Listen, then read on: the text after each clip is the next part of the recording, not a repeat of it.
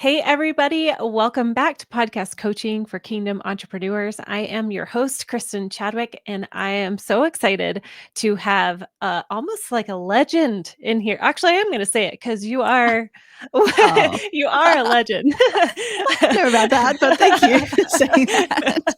So this is Deirdre Tshein. You guys might know her as the co-creator of Capsho. She also is the host of Win the Content Game podcast. But I am so stoked to be able to talk to you today about a lot of different things. But number one, we're going to talk about the 4 steps to getting unlimited traffic to your podcast, which is phenomenal because we all want to know how Yeah. to grow our show, right? So, Yes. welcome to the show. I'm so glad to have you. Thank you so much for having me here. This is going to be a blast. I already know that we're going to have such a good conversation about all things podcast growth. So yeah, there's Awesome. going to be, hopefully I'll give like some really tangible tips. And I probably will also, hopefully not scare too many people, but I'm going to tell some truths as well about the whole podcast growth thing and I how it love it. relates to business and all the things. So yeah, we'll get into it. I'm all about the truth. Like, just rip the Band-Aid off and give it to us Yes. straight. Awesome. Okay, well, before we jump, like, into that meat, I would love for you to share just the beginnings of Capsho. Like, why did you create Capsho? What is Capsho for Mhm. those that may not know? And let's talk about that little story, big story Yeah. there. Yeah, for sure. Gosh, okay. I think it's probably a somewhat familiar story, but God, 3 years ago, I'd say now at the time of this recording, I actually had my own coaching business. So at the time I was helping e-commerce business owners with their digital marketing. There's a bit of Okay. background obviously to that around how I got into e-com and all of those things. But yeah, that was what I was doing at the time. And like a lot of, good entrepreneurs, I was like figuring out the marketing thing and trying to get my expertise out there. And a mentor of mine at the time told me to just start podcasting, Mhm. and you're a podcast coach, so Kristen, like the power of this medium, right, of Yeah. using it to get your message out into the world. So I was like, okay, yeah, I'm going to do this podcasting thing. Now what I didn't realize, and this is one of the truths that I'm going to like talk about, and I'd love your thoughts on this as well, Kristen, is that in the I just kind of thought, yeah, it's relatively simple to get a podcast, stood up. And I know there's a lot of mindset issues that come with, like, I hated hearing my own voice for the first Yes, time. Like I so just did, common. all of the things. Yeah. Yeah. And then you have to also overcome, the editing hurdles and all of Mhm. that. But when, we got past those things, it was like, oh my gosh, this is now something else that I have to market and grow. Like, I thought that this was going to do the marketing and growth for my bit. Like, wasn't that the whole point? Right. Right. And so Uh-huh. that's kind of like one of the truths that like really hit me in the face around, like, wow, I'm trying to grow a business. A podcast is a great means to do that. But in doing that, I have to actually figure out how to grow my podcast, Mhm. which it kind of feels counterintuitive because at the time I was like struggling with, well, I'm having a hard enough time marketing and growing my business. Like, I'm putting something Mm. else to market and grow on my plate, as in the podcast. So I spent a lot of time trying to figure all of that out. I've got a ton of like frameworks and stuff like that during that process, like we can talk about content honey traps and things like that. But one of the things that I ended up kind of bastardizing from just marketing and business was what I'll talk about is this traffic pyramid, which I then leveraged to also grow the podcast. Mm. And it was through that process, and we'll go into like the first tier, which is because it was just so much work. It felt like so much work to Yeah. create all this content and, do all this stuff. And that's kind of how Capsho came about. So Mm. Capsho, in a nutshell, is you upload your audio video file, and literally in minutes, it will create all of your content marketing assets. We're talking social media posts, blog posts, LinkedIn newsletters, obviously your show notes, your YouTube description, like timestamps, chapter, like all of the things. It does video clips now. And Oh, by the time yay. this episode goes live, it's also going to do image generation. Oh, Um, awesome. yeah, which is super cool. So it's like a full marketing suite for people who want to not only grow their podcast, but also actually want to use that podcast to grow their business. Okay. Yeah. You guys, Capsho is a favorite around here, and for all of those reasons of like that simplicity of just plugging it in and then it generating so much content. Oh, that's so awesome. So what have you seen like with Capsho? What have you learned in the AI world of ever Oh, evolving? so much. Oh my gosh. Yeah. Where do I start? Okay, so we launched in July of 2022. So that was a good, I'd say 5-6 months before ChatGPT really kind of like, launched mainstream and took off. So we were kind of like one of the first in the AI space, which was awesome because, we were like a first mover. We had the first advantage mover and all of that sort of stuff. But then, as you said, like AI, like the space that we're in is just so fast evolving. The market is changing like literally every day. And it is so hard to keep up with, everything that's going on. So we had to just kind of like draw a line in the sand. There were parts throughout that journey where we took like stances on certain things. So very early on, it was like, when ChatGPT came out, we saw the need to like really differentiate around how it is that we can help podcasters, especially entrepreneurial podcasters, really like start to customize and personalize this, because everything that was, you could see that was AI generated would look the same and sounded the same and, all of that sort of stuff. So we really started to lean into more of the customization there. And, the next gen platform, which is what Capsho is now, actually has self-learning in it, so that the more edits you make to the outputs that we draft, the more that Capsho actually learns how you like to talk. And so it's really, really intelligent in that way. But one of the things, and this is just business overall, that really hit us in the face was, we think when you think that you have product market fit, and for people who might not know that lingo, it's kind of like you've got a product and it fits with the market because it's something that they need, and so you have this really great synergy of like being able to take off and and really grow. That product market fit is kind of, it can be very fleeting. And so we've battled through stages where it was like, oh, okay, we've lost product market fit again. Okay, so where is the market now? What is it that they're looking for? And so we're constantly trying to stay close to our Capshovians, our members, to try to figure out how are they now seeing AI given how fast evolving it is, and where do we, play that a role? So it takes a lot of discipline. It takes a lot of it's a very humbling process, because you have to keep being like, oh my gosh, okay, well, back to the drawing board, or whatever it is.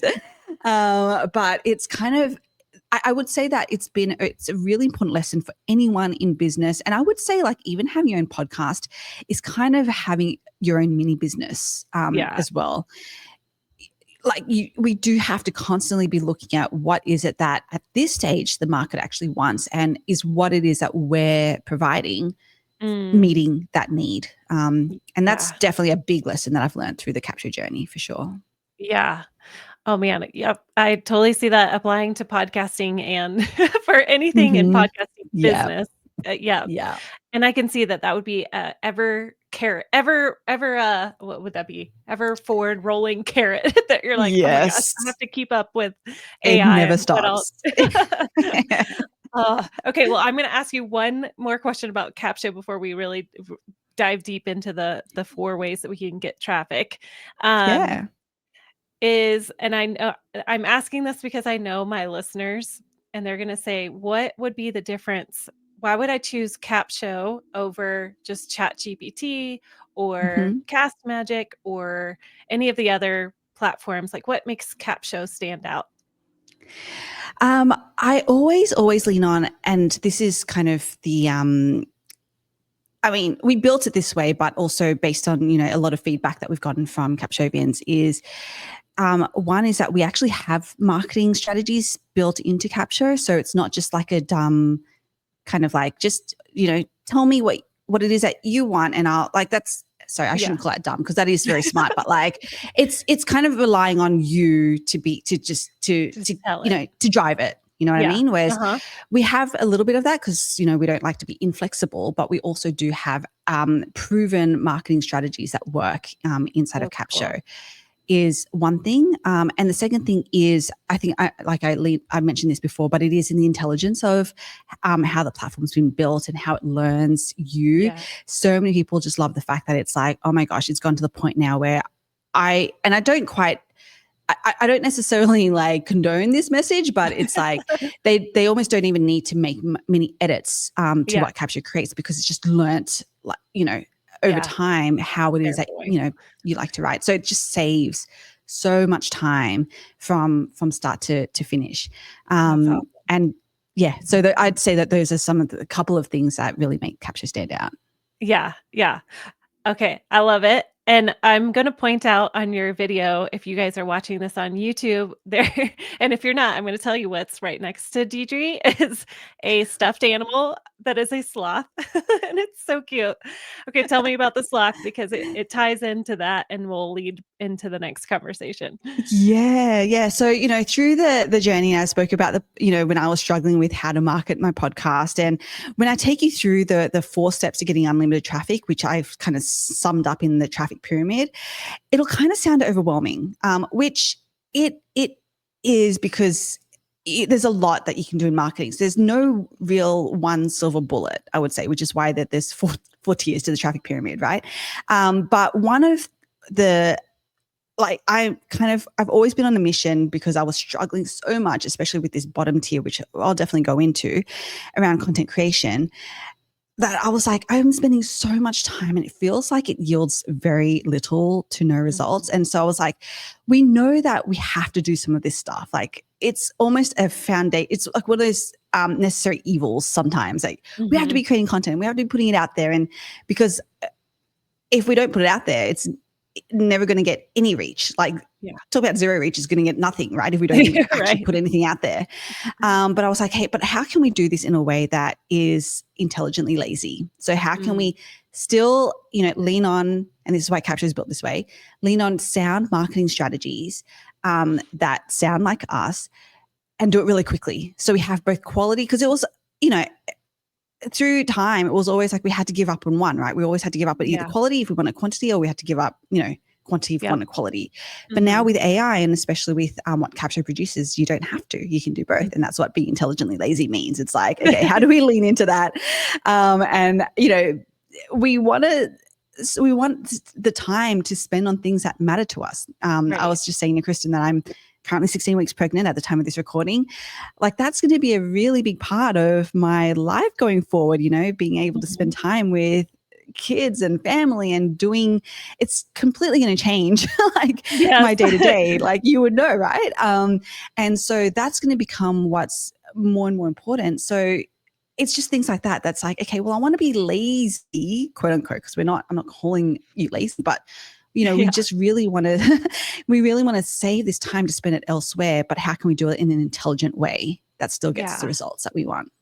Yeah. It's the acting smarter, not harder. Yes. Right. Yeah, for sure. Yeah.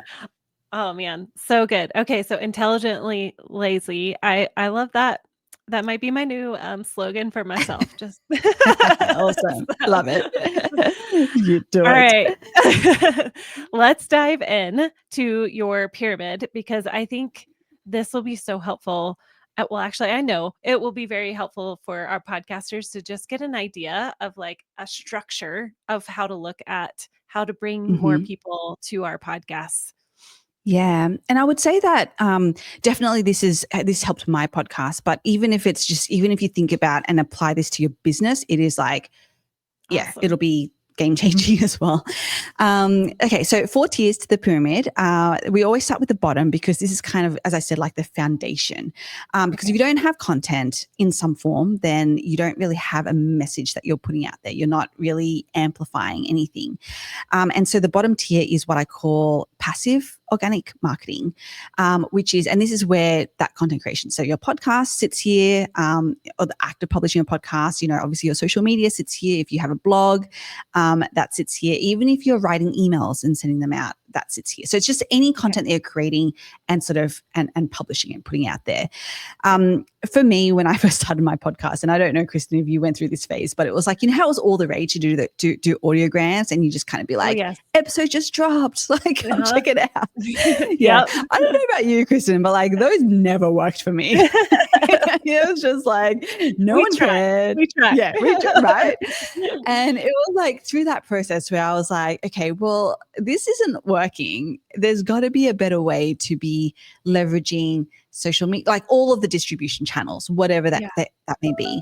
And that's where the second tier, which is what I call active organic marketing, comes in. And so it's kind of it's like making your content active. And there's actually a few ways that you can do that depending on what it is depending on almost what content you're creating. So, you know, for people who are like bloggers, maybe even YouTubers first, like that's their YouTube first. Many of them lean on, you know, like keyword research, like, you know, using the power of SEO to really amplify, to make their content more active. If anyone's like social media first, what I really like here is starting conversations. Like, how do you actually create content that starts conversations? And this is all, by the way, you know, when I talk about inbuilt marketing strategies, like Capsho actually creates social media posts designed to start these conversations. Yes. You know, because that's the whole point of, that's what they want you to do as a platform. And B, that's actually, like, when you think about it, the root of how it is you're going to not only potentially get listeners to your podcast, but also to even continue that conversation, to be like, oh my gosh, like, I actually really need what it is that you're doing. Or it gives you the opportunity to actually uncover those needs and be like, I might not be able to help you, but hey, like, what is it that you're actually looking for, or what's the struggle that you're going through right now? And let me just see if I know someone, or, you know, like, just having these human conversations is actually how we make social media active. So that's kind of like the core of that second tier. Yeah. Well, and it makes sense. Like, I always, I know there's a lot of social media haters out there, but I feel like I'm the opposite of, like, I really enjoy social media. I really rarely have had rough experiences, but it's such an amazing tool if you are social. And I think that's like the key of what you're saying is, like, create conversations and connections, and don't just post and get out, like, Yes. or at Yeah. least be, like, creative in your post to where it's in creating that want to talk with you about something that you're bringing to the table. Yeah, and I mean, as I mentioned, like, Capsho actually helps you create, because we worked with like some really smart strategists and stuff, like Katie Brinkley. She's an amazing. Yeah, so she, you know, we built her 4-post social media strategy inside Capsho, because it was just so effective. Because even when we did it, it was like, oh my gosh, it's actually working to get the conversations going and the engagement going. And so we actually built that into Capsho, with her full, you know, permission and all of that, obviously, and giving her full credit for it, because it's an amazing strategy. And But if you guys, I was going to say, if you guys want to hear what that 4-post strategy is, it is on Deirdre's podcast. If you're listening to this, it's in December, I believe, when the content. So go back and listen to Katie Brinkley's her oh my goodness, her conversation with Deirdre, because that's what we're talking about. Yes, it's amazing. Yeah. So, and if anyone wants the direct link, reach out to me. I'm sure we'll get to that point. But yeah. So, but I think I like what you're saying, because even when you kind of were summing up my point, you were like, if you're social, and I think this is a thing that is important, because as I mentioned before, I even started going through the 4 tiers of the traffic pyramid. I said it's kind of overwhelming. It can be overwhelming, and that's because there's a lot of marketing strategies, and they all work, but they only work if you actually put the time and you commit to them. And so even by you saying, if you're a social person, then social media is actually the distribution channels that you need to lean on. And that's 100% correct. But if you're not a social person, like, how do you take that guilt away and just lean on like, what is your actual, because we all have, you know, things that we lean towards in terms of like experience or preferences or just, what we have time for. And so if it is more the SEO stuff because you don't really want to have conversations, but you want to put content out there and you want to make sure that it gets found, then that's cool. Or if it's email writing and you're really good at building a list and just communicating with that list, like just really commit to that. I mean, I was having that conversation with, Alex and Felipa and a bunch of other podcasters. And that was my one, because we were actually talking about podcast growth, funnily enough. And my one thing is like, what I've learned through not only my journey, but actually speaking and interviewing like hundreds of people for my podcast and summits and everything else is that every strategy works, and there's no silver bullet, unfortunately. Like we just really need to figure out what is it that we personally really like doing and can make work and just commit to that. So I do kind of want to that's another truth that I'm just going to I love that. Well, and it's like permission to let go of the things that don't work and they are not your style or flavor, or I mean, maybe social media is not your thing and that's totally fine. That's okay. Then drop it and work on something that you truly enjoy. Yeah, for sure. Okay, so just to recap. So passive organic marketing is the bottom tier. So that's just like the act of creating content. Active organic marketing is then how we activate that, that content, actually give it its best shot to actually be found and to actually start the conversations with your potential podcast listeners, your potential clients. The third tier is what I call leveraging other people's audiences. So this is where partnerships start to come in. And, a lot of times these partnership opportunities will be looking at, and that, at what content you are creating. And when I say content, I don't just mean social media. So, preface this with whatever content you're creating, right? You want to be able to showcase what it is that you talk about, what angles you take, because a lot of good partners, they look at that stuff and they're like, well, do we align? Like, how can we, actually, what's the word? Like, not, how do we complement? I was like, how do we complement each other? How do we collaborate? All of those things. And so that's why it's the third tier. But leveraging other people's audiences is what I say. Like, how do you just work out ways to collaborate with people so that who have the same audience that you want to tap into, and basically figure out ways to do that. So some really, really great strategies here are I really like virtual summits for this. If you have the resources and the time to put one on, they're really, really effective to collaborate with other people. A podcast in and of itself is just such a great way to collaborate, get people on, build your network, and hopefully if they're open to promoting the episode, leveraging their audience.